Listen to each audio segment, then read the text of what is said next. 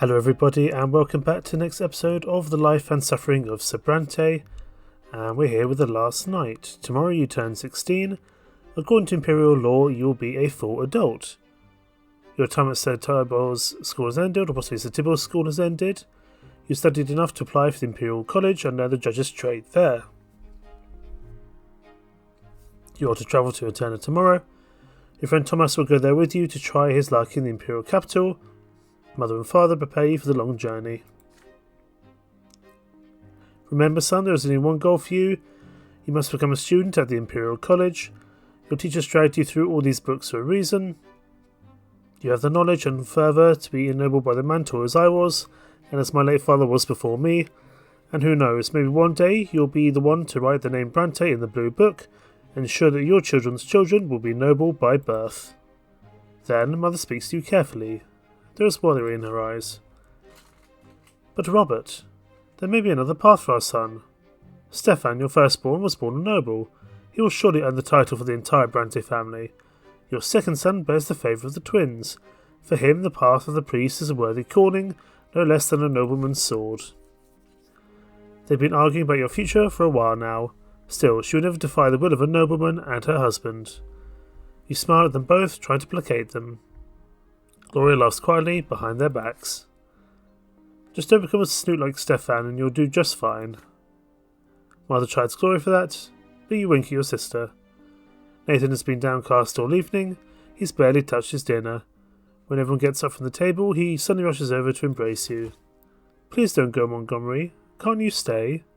I don't know what I'm going to do without you. You tussle his hair in response. There is no way you can stay now, you say. When you come home, and you will come home, you'll tell him all your stories and bring a special present from Eterna. That's it, all your lessons have been learned. All your things have been packed for the road.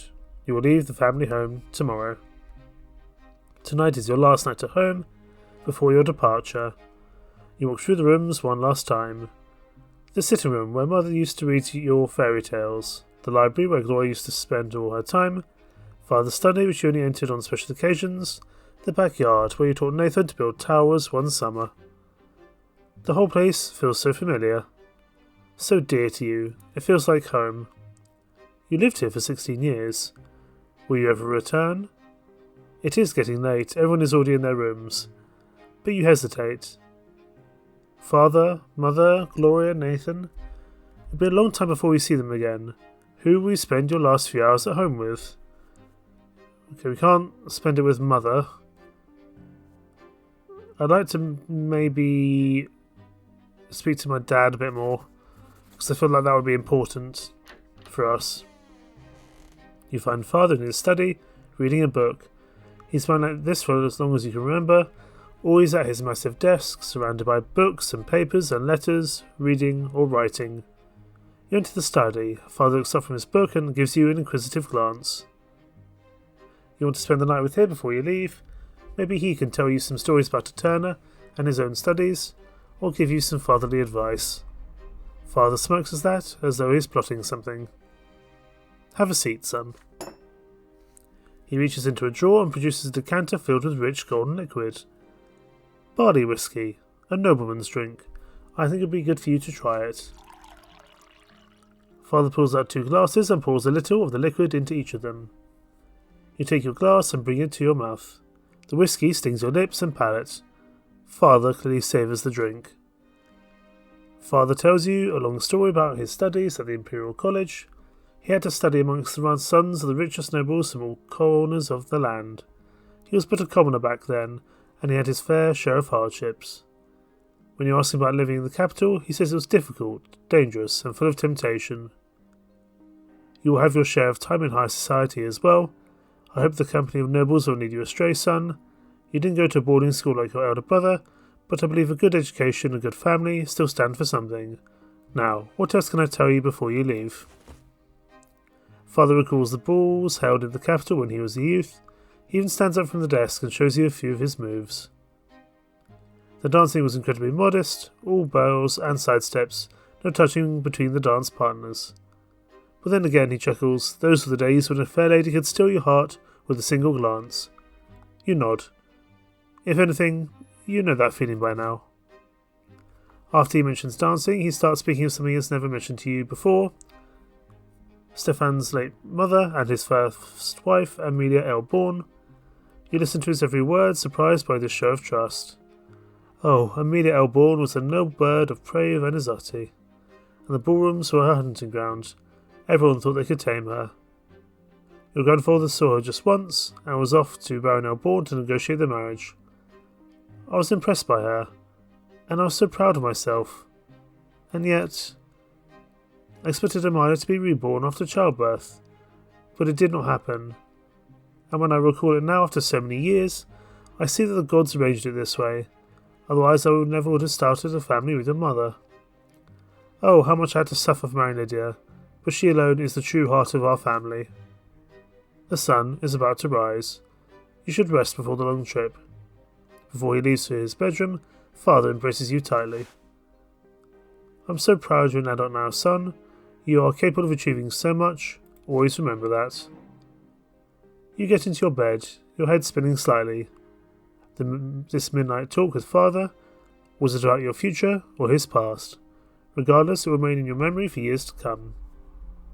Okay, so our Father's relations with us is excellent, and we've gone up to dignified, which hopefully gives us a better chance of actually joining as a nobleman going forward. You leave the family home for a long time. Your future awaits you in Eterna, the capital of the Empire. Last night was your final night at home. The carriage is now waiting at the gate, ready to take you to the capital. The clip-clopping of the idle hooves against the cobblestones counts the seconds before your departure. You take one more look at your parents' house and recall your childhood spent there, in the nearby yards, at your school, and on the winding streets of Anizotti. You clashed with the greater world around you and survived. You felt the tingle of emotion for the first time, and you were taught by the school and the streets. You explored the city of your birth and learned something of its past. You witnessed first-hand events that will be remembered by history for all time. All of this is yours now, forever. You saw death, lesser death followed by rebirth, and the true death that takes and never gives back. You saw death lying in wait to strike the unaware, like a beast stalking its prey. You saw grandfather's angry grimace lit by the flickering fire of the lamp, the Archduke's cavalry trampling those who stood in their way, and your older brother's bloodied sword slicing through the air. Death has followed you from a very young age. And yet, you live on. You have a friend who has been by your side all these years. Tom has taught you many things, how to take a hit, how to keep your word, and how to remain true to your own self. And now Thomas is walking to the same carriage as you are, with a heavy bag slung over his shoulder. Your friend will remain your companion for the time being. Ahead of you is a long trip towards the capital and adulthood. For the first time you'll be away from your family and home. What awaits you in the future?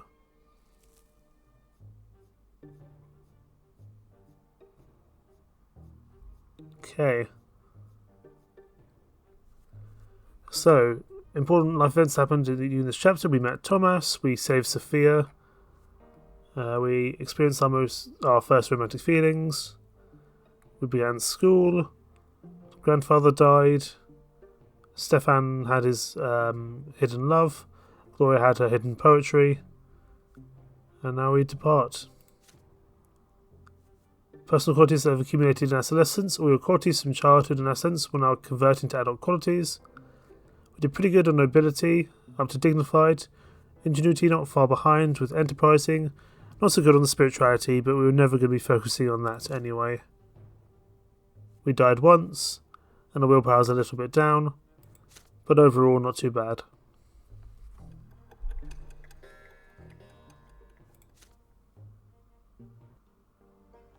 Leaving my hometown behind, I set out for the capital of the Empire. There, I would discover my role in society.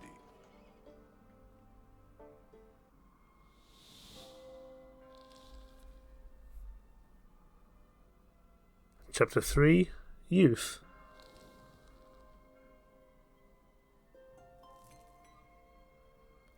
The driver flicks the reins, the carriage slowly sways and starts moving away from your home.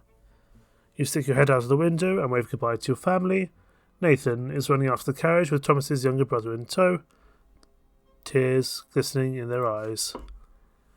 It hurts to leave your home behind. Ahead lies Eterna, the imperial capital. You have often read about it and heard stories from Father and Stefan.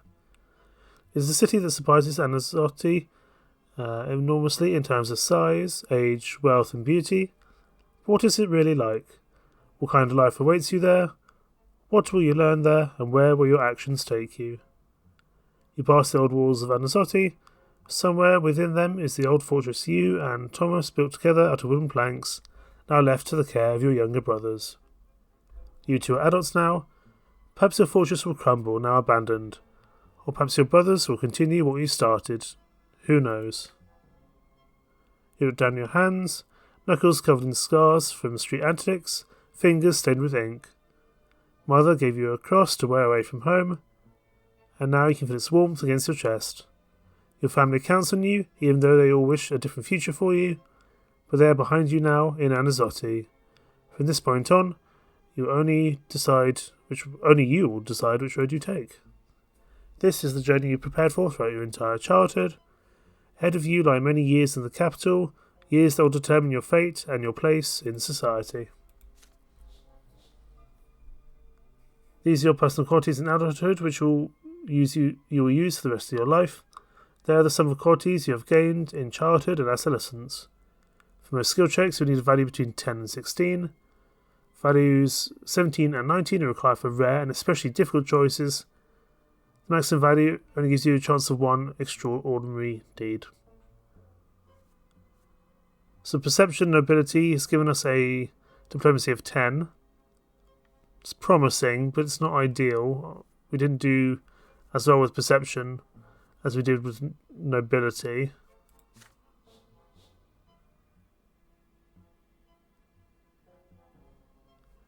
We are naive in terms of manipulation. Again, a fairly low roll there. Theology would hardly good either. However, we have a good amount of valour. We're a seasoned warrior. I mean, it's not spectacular, but it's better than nothing. And we are decent as a conspirator. Eloquence, we're a bit tongue-tied. Not ideal. Could have been a lot better for us.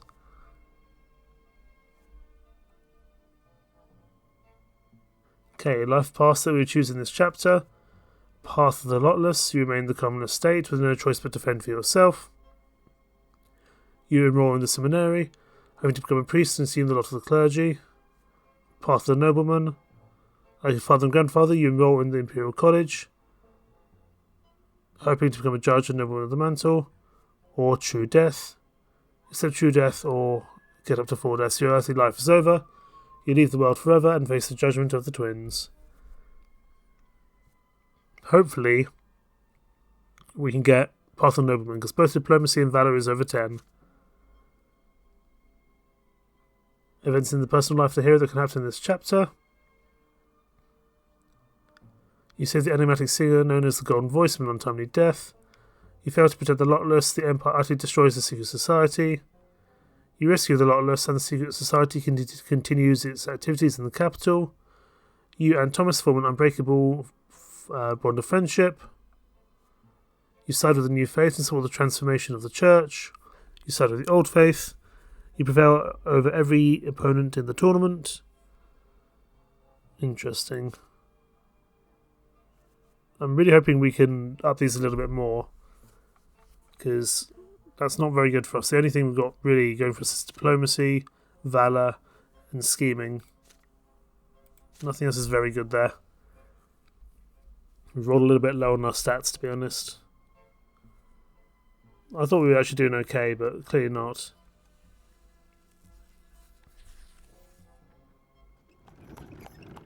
Arrival in the capital. It takes a whole month to reach Eterna. You and Thomas spend the days wagging your chins and staring at the scenery as your carriage makes its way along the road and towards the next province. Soon it crosses from the familiar barren, arid lands of Magra to the stately mountains of Illyria. During one of your many stays at a roadside inn, The two of you even manage to share a whole bottle of strong wine and keep it a secret from the servant who drives the carriage. Adult life feels positively intoxicating. Soon, I tell you, soon we'll be there, and I earn my sword as soon as I get accepted into the military academy, you'll see. And then nobody's going to walk all over me like I'm some commoner. You keep rehearsing everything they taught you in school. Soon you're almost at the end of your long journey.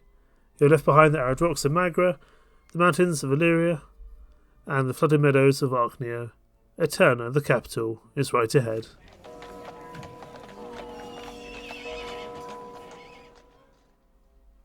Situated at the junction between the Relegata and Taurina rivers, the city is vast. 3 majestic stone bridges keep its 3 shores interconnected. Smooth stone paves the main city streets. Gilded mouldings decorate the buildings. Towering pillars reach high into the sky. Your carriage takes you past a spacious park with marble fountains and intricately trimmed bushes. On the streets you see ornately decorated carriages bearing Arcanian coats of arms and abundant merchants' tents, filling the streets with beckoning cries and unusual sights. The spires of ancient temples dot the city skyline.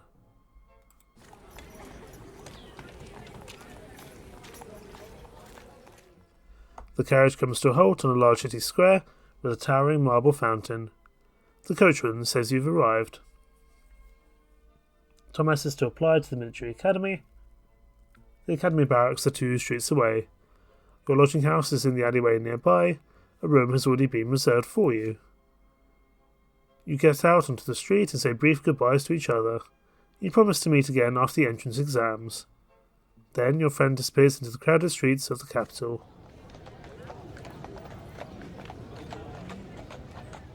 You are left to your own devices in this vast city. A group of nobles walk past. They are dressed in well-fitting clothing, decorated with gems and golden thread. You are not even noticed. Street urchins chase the dog down the alleyway, and soldiers of the Imperial Legion are marching to fifes and drums towards the barracks.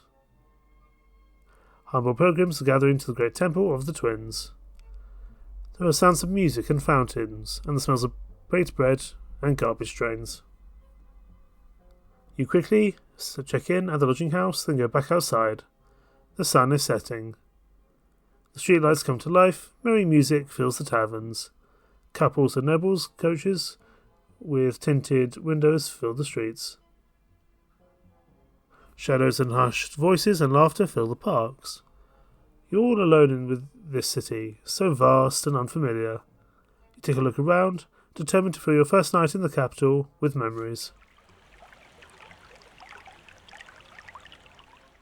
You see young nobles gathered by the fountain, talking and making jokes excitedly. One of them keeps glancing at the clock tower. They are about your age.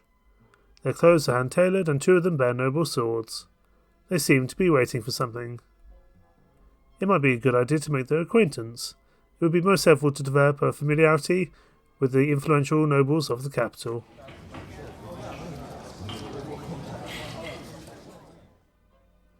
Loud music from a large establishment on the corner distracts you for a moment. The servants have just opened the shutters to air out the hall. It seems there'll be a gathering inside. People from various estates greet each other as they take their seats. A servant by the door of the establishment hails you. Sir Gert Arkwright will be making a speech about the rights of the common estate. If you wish to listen, you'd better get inside quickly. Then you look at the great temple of the twins at the far end of the street. The pillar shines in the evening dusk above it. The temple gates are open and worshippers are flocking inside. There are too many people for an ordinary service. This must be something important. What do they preach here in the capital? What do they say of the new faith and the teachings of Patriarch Photis?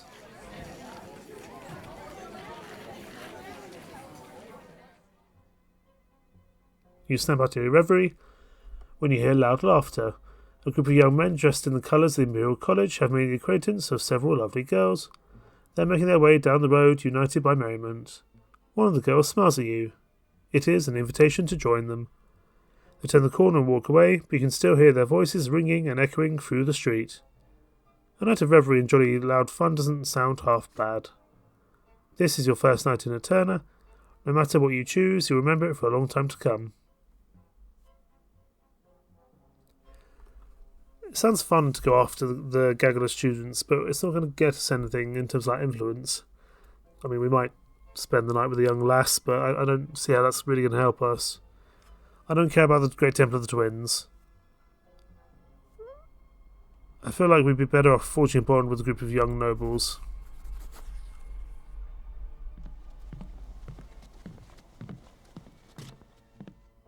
You approach the young nobles and introduce yourself tactfully. Your father, a judge, has sent you here to study, you explain. Would they mind showing you around the capital? The nobles eye you uncertainly and whisper to each other. You prepare to face their rejection, but, to your surprise, they agree. When the clock strikes 8, your new acquaintances proceed to a rich house not far away. Candlelight fills the halls before you, reflected in abundant mirrors and gilded picture frames.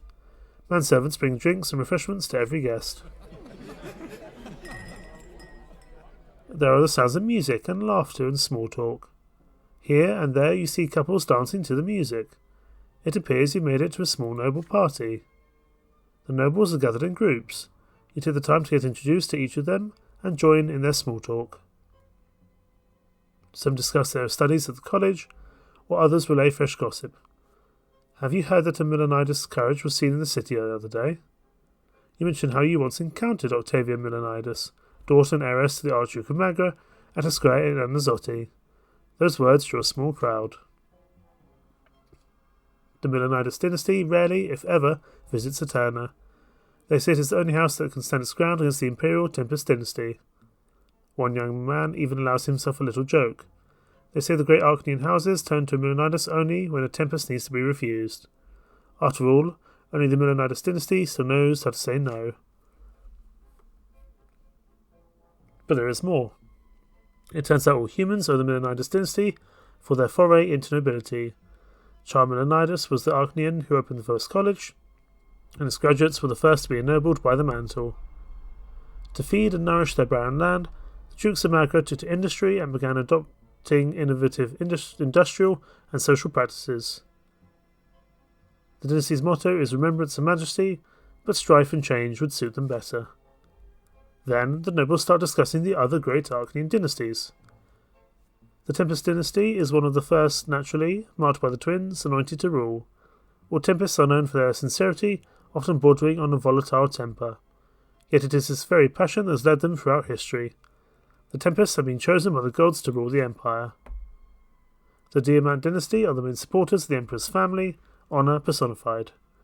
The Diamants preside at the Arcanian courts of honour that remain throughout the empire in spite of the public taboo.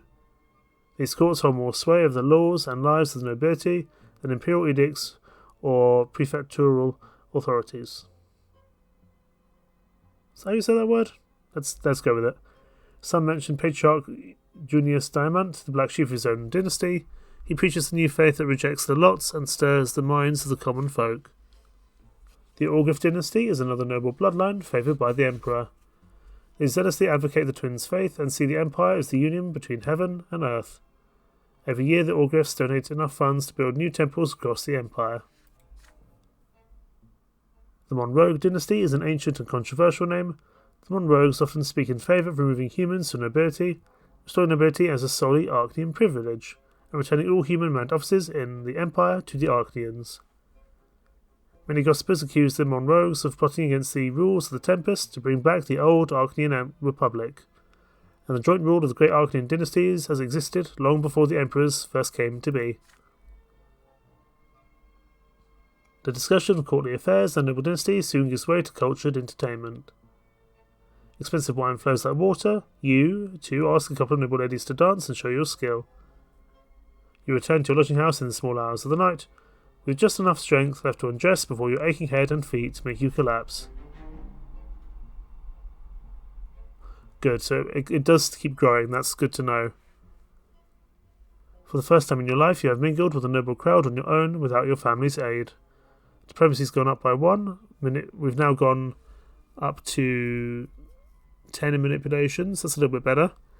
However, we are pretty exhausted. You arrived in Eterna, the ancient capital of the blessed Arcanian Empire.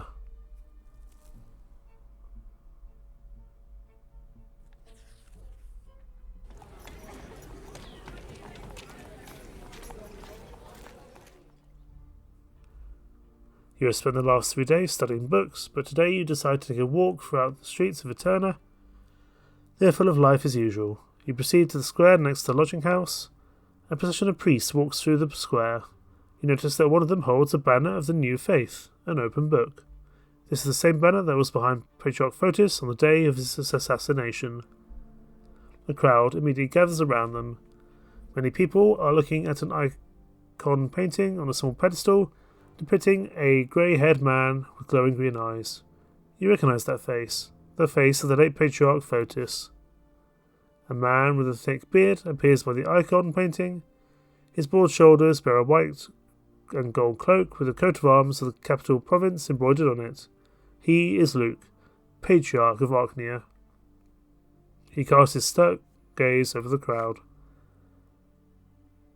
I speak to all who live within the sight of the shining pillar. Exactly 1 year ago, we lost Fotis, Patriarch of the Maghreb province, mentor of the new faith. Patriarch Fotis was the first to see the books of Isastius for nothing but the words of a man, not the words of the twins themselves. He was the first to help people to seek the path to the gods in their own hearts instead of blindly following the lots, to seek answer in the lives of the twins and their own hearts rather than the words of priests. Through Patriarch Fotis we were able to see the truth. Through his death we saw that his words are not heresy, they are the truth that are being used obscured by Isastius' lies. And now I bring good news. Patriarch Junius Diamant has seen to it that our teacher will be canonized as a saint. Yes, Junius Diamant, an Archnian from a great dynasty, and the Patriarch of Astinia, has joined the new faith himself. And through this we hope that the entire empire will soon see that our doctrine is truth. We are free from the shackles of the lots. We are equal before the twins. With each day, more and more people hearken to the truth, and one day the entire empire will hear our call. So let us pray, my brothers. The believers around you bow their heads in prayer and thank the twins, not for the lot they were given, as they usually would, but for the chance to choose their own path. The Patriarch's sermon is inspiring. It compels your hands to meet in a sign of prayer. It compels your lips to repeat the words of the new faith. Patriarch Luke's sermon forms a cadence, and your heart beats in time with it now. You recall the murder of Fotis a year ago. It seems more patriarchs share his doctrine now. The news of Junius Diamant joining the new faith is stunning. If an Archnian from a great dynasty has sided with Fotis' doctrine and agreed to see everyone as equals under the twins, the new faith must truly be putting down roots. But suddenly several figures appear by the podium, figures clad in black, with glinting silver on their sides. Inquisitors. They push through the crowd and form a circle around Patriarch Luke. One of these priests rises before the crowd. He is clean-shaven, tall with chiselled features. Everyone falls silent at the sight of him. The Inquisitor speaks with a booming voice that can be heard by all. I am Father Ulrich. In the name of the twins and by my right as Inquisitor, I order you to turn around and leave. The words you are hearing are full of lies.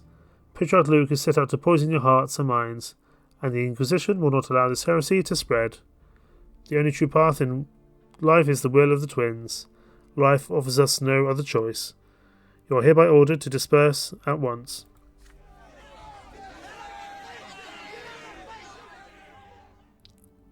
Most people leave the square immediately. Few want to get involved with the Inquisition. Some people stay, however, and some even shout angrily. We want to listen to Luke. He is the Patriarch of Archnia, and he has more to say. Get away from our sermon, old believers. We will not listen to you and your hoary old lies about the lots. Inquisitors, bring those who may yet listen back to their lots, and leave the others to the champions of faith.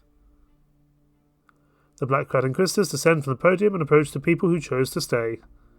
With nothing more but their words, they make people stop shouting and start listening. The uproar ceases quickly. They have dissected the crowd, split it into smaller groups that surround each Inquisitor. One of these Inquisitors chooses to approach you. He is a humble-looking man of age with a rough haircut.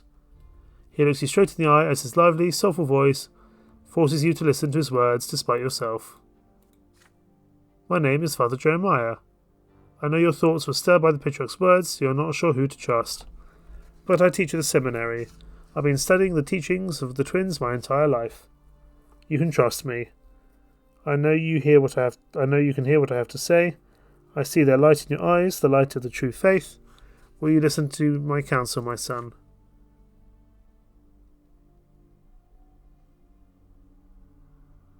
You feel no malice in the words of the Inquisitor Jeremiah, only hope. It is his lot to aid you, to guide you away from error and set you on the path of the true faith. He is a priest, so he should know the truth. Or perhaps the Inquisitor himself is wrong. We can listen to his counsel, we can debate him, or refuse to be ordered around. I'm willing to debate him, but this could go badly wrong. You start debating the Inquisitor, mustering all your knowledge and awareness of the new faith. The lots are an error introduced by Azastius. They are incorrect, obsolete, and contrary to the way of life in the modern empire. Please hear me out, my son. In these difficult times, people of your estate are the ones most tormented by doubt. Your lot is suffering, but not all of you are ready to suffer. Some turn to guile and cunning to avoid it, and they end up at the eternity's embrace, at the foot of the pillar. Please understand, your lot requires humility. Suffering is inevitable, and so is doubt. Each of them may temper your soul, yet each may also destroy it. But know this, if you have any doubts, you are always welcome at the temple. No priest will turn you away in a moment of weakness. This is why we exist, to fortify faith in the hearts of all people, to bring the words of the twins to those who have gone astray. Know this, the Inquisition does not imprison every suspect of heresy. We exist to protect souls, to guide and save them. We pursue dangerous doctrines and seek to rescue every soul we meet. Arrest or execution is our last resort, reserved only for sinners beyond redemption. You can see that I am merely speaking to you right now. I have not resorted to force, nor am giving you any orders. Do not resist this, but rather consider the truth. Do not resist this, but rather consider the following. Did the Patriarch speak the truth? You answer that Luke's sermon was far more convincing than Father Jeremiah's words. Everyone blindly heeds the words of Azastius, who is but one man who decided that he had the right to define the lives of generations to come. But people have the right to free will, you say. They have the right to choose their destiny and bear the burden of their choice. Father Jeremiah sighs in response. It saddens me to see that you've been so easily led astray. Yet you are young. You should seek to learn the truth on your own. If you truly believe you can interpret the will of the gods, perhaps you should become a priest yourself. If you come to the Divine Seminary and prove you deserve the lot of the clergy, you will be accepted. I teach there, and I'm always happy to see students of considerable talent, even if they've been led astray. But for now, you should leave this place. You'll learn nothing by facing the champions of faith. With this, Father Jeremiah leaves you and proceeds further. You leave the square freely, your dignity preserved. The remaining people in the square continue arguing with the other inquisitors. Armed champions of faith stand nearby, but they do not intervene. Luke and his retinue can no longer be seen. You walk back to the lodging house, mulling over Father Jeremiah's words about the seminary. Your father sent you here to earn a noble title. If you have an opportunity to become a priest of the old faith or new, if you see your destiny in service to the gods, no one has the right to stand in your way. Okay, so we get another pointed and clear speech. At least we've made it up to 10. That's better than nothing. It's better than it was before, that's for sure.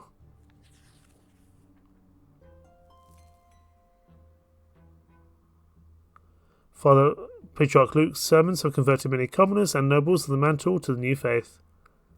And now several temples in Eterna follow the new canons, with Luke's blessing. This has led to no small amount of anger amongst the followers of the old faith. 2 mighty bishops of the church lead the new faith. One of them is Luke, the Patriarch of Archnia himself, spiritual mentor of the capital province. He preaches all across Archnia, his every sermon adding to the new faith's flock. The other, the leader of the new faith, is Patriarch Junius Diamant. Hailing from a great Archnian dynasty, he is the de facto ruler of Astynia province. Adored by his subjects, he has founded the Holy Order anew. Junius Diamant rarely preaches, but people believe the Astynian Patriarch attends to the needs of all who convert to the new faith. This schism within the church is growing. The split has further divided between the commoners and the nobles, though thankfully there has been no direct conflict as of yet. It has become clear there is no way to stop the steady advance of the new faith. Born from the death of Patriarch Photis, it grows stronger by the day. Discontent grows. as does the schism within the faith.